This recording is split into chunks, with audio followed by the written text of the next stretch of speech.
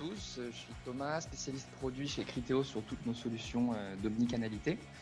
L'omnicanalité est un terme qui est souvent utilisé à tort et j'aimerais très rapidement le redéfinir avant d'entrer dans cette keynote. En deux mots, dans omnicanalité, on entend omniscience et à l'inverse du multicanal qui consiste à toucher l'utilisateur sur le plus de canaux possible, ici l'omnicanalité c'est véritablement d'avoir une vision complète du parcours d'achat de l'utilisateur et ces mêmes parcours d'achat dont on s'attend à ce qu'ils évoluent suite à la crise. Comme on l'a bien vu avec Laurent, les habitudes de consommation évoluent, que ce soit ce que les gens achètent ou alors la façon dont ils achètent. On a vu l'effet repos sera d'autant plus exacerbé après la crise. On a aussi des nouvelles attentes concernant les méthodes de communication des marques. Là, je pense particulièrement au prospectus dont on a de grosses interrogations quant à son avenir.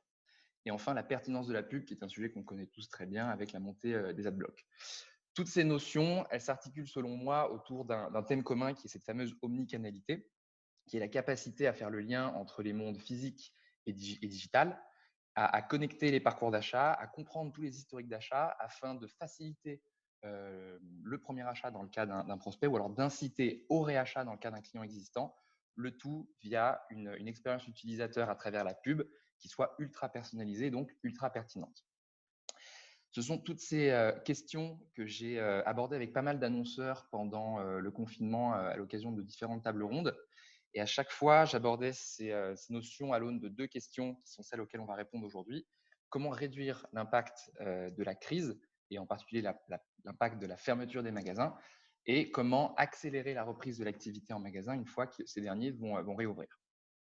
Et donc, suite à ces tables rondes, en sont dégagées quelques idées reçues que j'aimerais challenger avec vous aujourd'hui. Les premières idées reçues que l'on va voir, dont la première est affichée ici, elles sont liées à la réduction de l'impact de la crise. J'ai vu beaucoup d'annonceurs se concentrer sur de la création de contenu, et ce, à juste titre, c'était une très bonne chose à faire.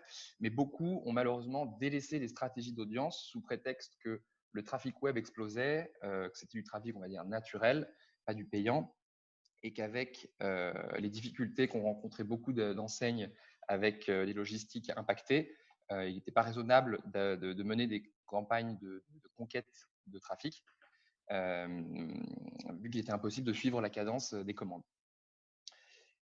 C'était pour moi une catastrophe et la première idée reçue que j'ai entendue, en particulier par rapport aux clients magasins, c'était « mes clients magasins se dirigeront naturellement vers mon site web maintenant que les magasins sont fermés. Ils n'ont pas d'autre choix que de venir chez moi ». Si on peut passer à la slide suivante, s'il te plaît, Vadim. En réalité, ce n'est pas du tout le cas. Vos clients magasins sont fidèles à une expérience magasin, ils sont fidèles à un lieu plus qu'ils ne sont fidèles à une enseigne. Pour s'en rendre compte, on s'est intéressé au comportement de réachat des clients magasins d'un mois à l'autre, entre février et mars, et en particulier le canal d'achat, enfin le canal de réachat en l'occurrence. Ce qu'on observe, c'est que les personnes qui ont acheté en magasin en février, on essaie de se demander est-ce qu'elles ont racheté en magasin ou en ligne le mois suivant.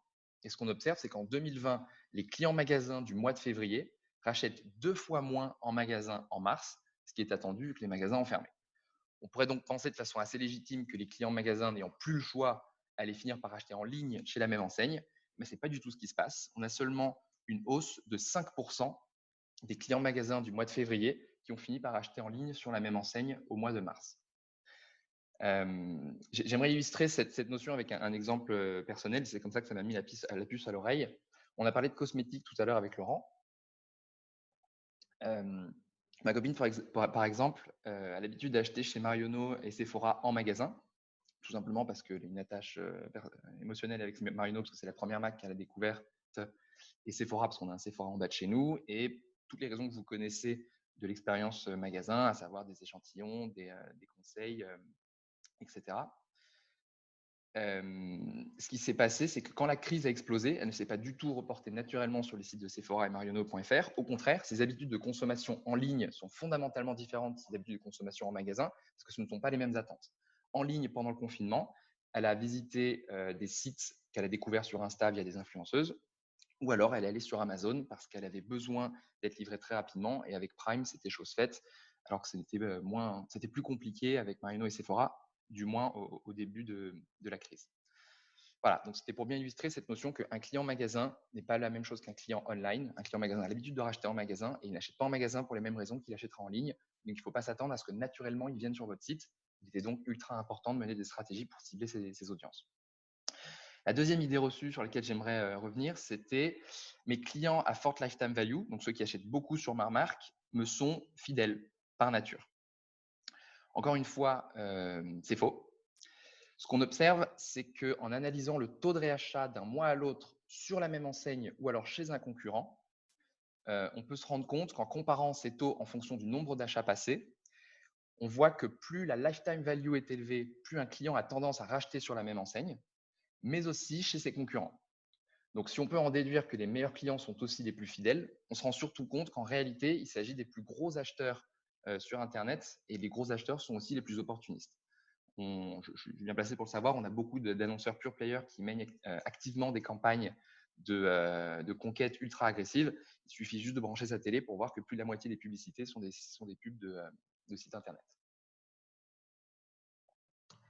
Donc ça, c'en est pour les idées reçues sur les stratégies d'audience.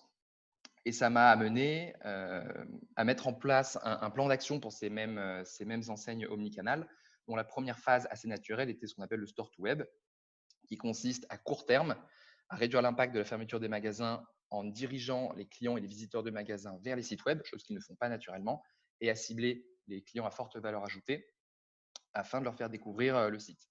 Ça, certes, c'est un impact à court terme, mais c'est aussi à long terme l'idée de protéger une audience qui est clé pour vous et qui finira par racheter une fois le déconfinement arrivé. La phase 2 est en train de commencer, accélérer la reprise. Donc, on a pas mal d'annonceurs qui ont réouvert des magasins en click and collect. Donc, on va avoir une phase 1 qui s'articule avec la phase 2, à savoir des campagnes de store to web pour les magasins qui sont toujours fermés et des campagnes drive to store pour les magasins qui réouvrent click and collect aujourd'hui ou qui réouvriront de façon générale à partir du 11 mai ou du 18. On attend encore plus de précision. Et donc, c'est là où vous aurez à la fois du store to web et du drive to store. La boucle est bouclée. On est en plein dans l'omnicanalité. Alors, pour parler de Drive to Store, j'ai aussi beaucoup questionné les annonceurs sur ce sujet. Il en ressort aussi quelques idées reçues que j'aimerais challenger avec vous aujourd'hui. Ce que j'ai entendu, ce n'était pas faux. Alors, excusez-moi, j'ai une question. On me demande ce que c'est qu'une campagne Store to Web. Une Store to Web, comme son nom l'indique, c'est amener des visiteurs ou des clients magasins vers un site web. Les moyens les plus simples pour le faire, c'est soit de se baser sur votre donnée CRM. Vous connaissez vos acheteurs en magasin, vous avez leur adresse mail, vous êtes capable, via des campagnes de CRM onboarding avec toutes les plus grosses régies, de les amener à découvrir votre site web.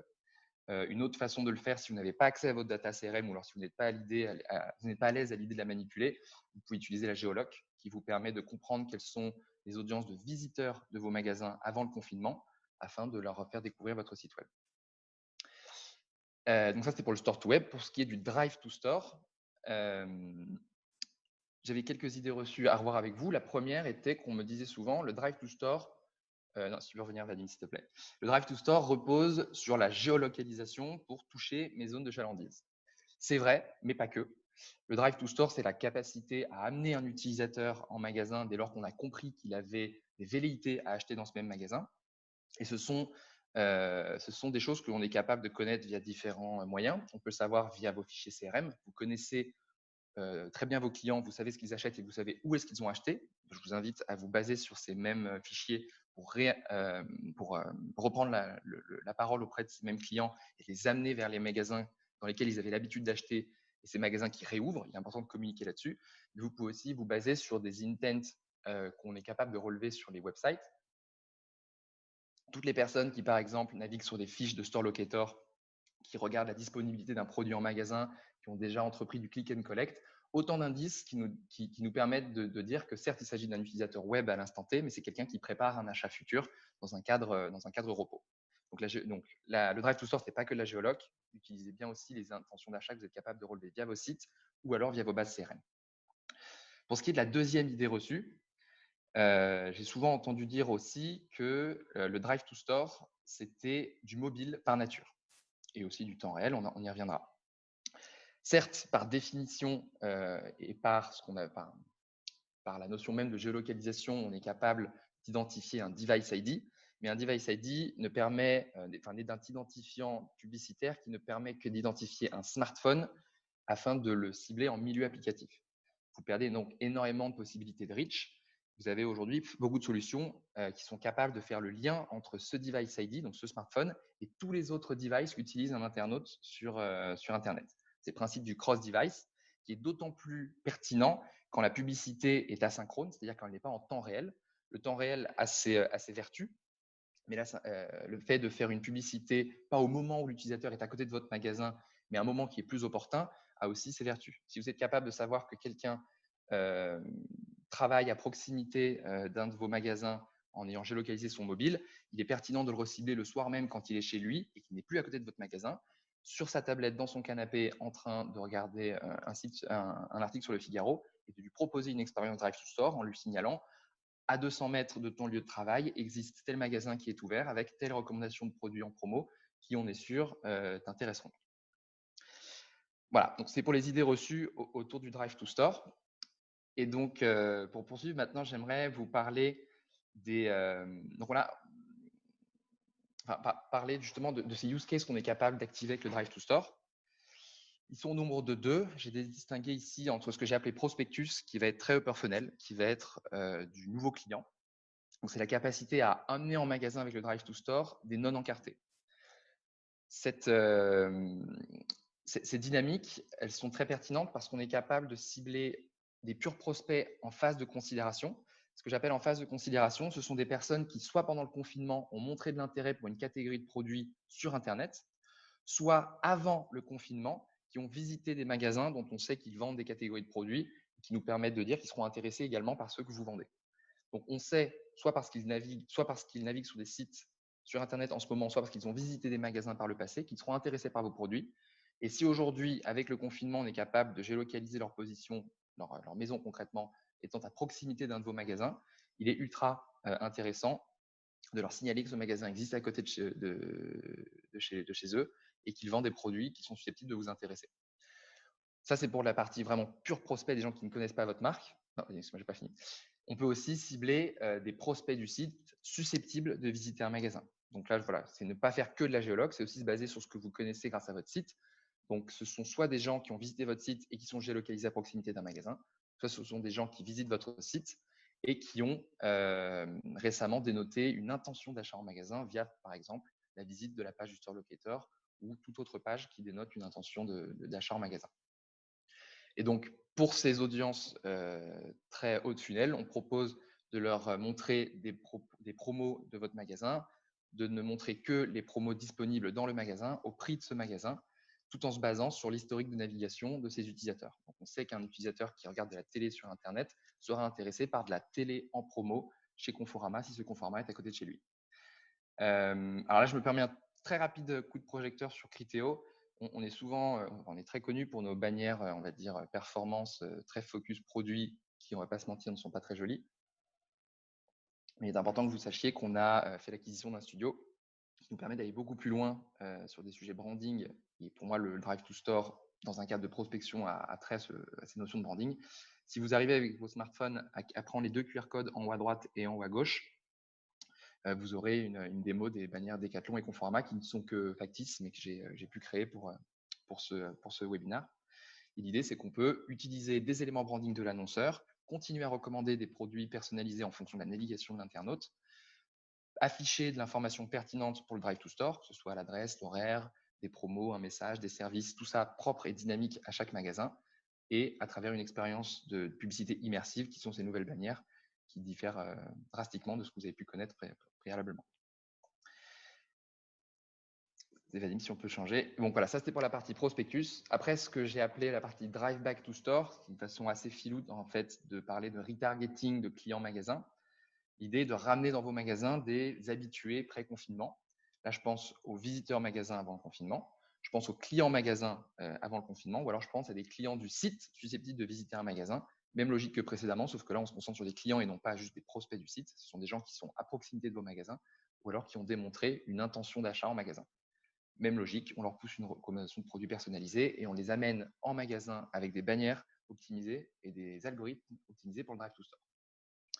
Ces logiques, elles fonctionnent dans un cadre de la phase 2, dans le déconfinement, afin d'amener vos utilisateurs à revisiter vos magasins. On sait qu'aujourd'hui, on a plusieurs enseignes qui ont commencé à rouvrir certains magasins, mais pas tous. Donc, vous avez encore cette logique, cette double logique store to web et drive to store qui vont s'articuler en bonne entente. Le but étant bien de comprendre où est l'utilisateur et s'il est à proximité d'un magasin fermé, de continuer à le ramener vers le web. S'il est à proximité d'un magasin qui rouvre en click and collect ou qui va rouvrir dans 2 semaines, l'inciter à préparer ses achats sur le site à travers une expérience drive to store pour qu'il finisse ses achats dans le dit magasin. Et alors pour finir, on s'est beaucoup concentré sur les use cases de l'omnicanalité.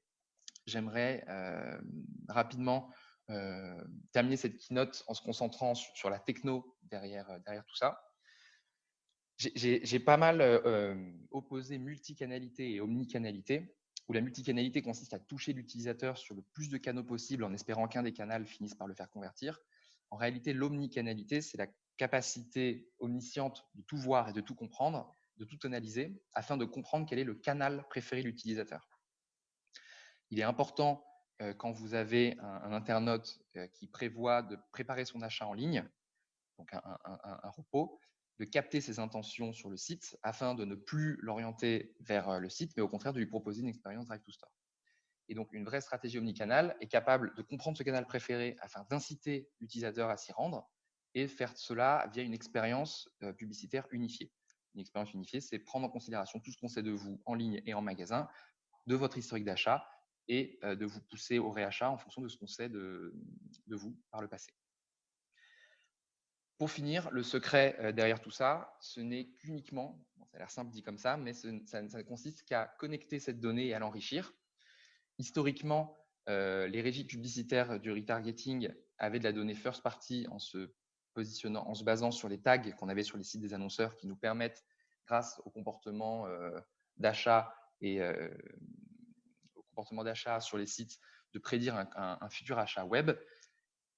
Pour finir, si tu peux passer à la slide suivante, il suffit d'y rajouter les achats magasins et les intentions dénotées sur les sites pour comprendre qu'un utilisateur est en réalité en train de préparer un achat sur le site avant de le finir en magasin et donc de lui proposer une expérience drive to store plutôt que de se contenter de le ramener vers le site web.